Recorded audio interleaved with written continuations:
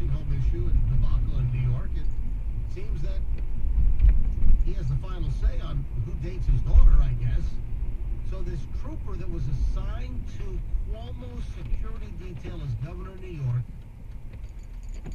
apparently got a little close.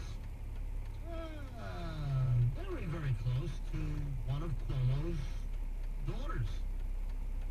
And guess what? This trooper was then transferred to a post near the Canadian border, way up in New York State.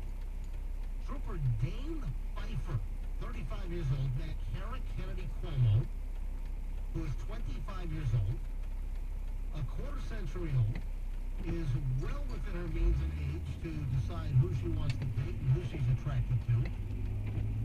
She met this New York State trooper because he was one of the governor's bodyguards.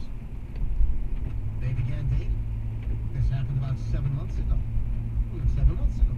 Guess what? This is when she moved into the executive mansion, the governor's mansion in Albany, because of coronavirus and the pandemic. And Governor Cuomo heard about his daughter and her dating this New York State trooper who was on the security detail, and well, just wasn't happy.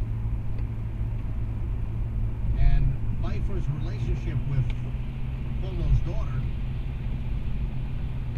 apparently mandated his removal from protected detail due to the protocol of dignitary protection, according to a law enforcement source familiar with the matter. On May 24th, Pfeiffer requested a voluntary transfer to Troop B in northeastern New York near the Canadian border. Was he banished? Was he told, get out, you're going to New York, Siberia? An odd story. He was transferred to keep him away from the daughter because the governor didn't like whatever they were doing, according to a source familiar with the situation. So you've got kind of the public relations spin on this, and then you have the real story, apparently. And this did not cool their relationship.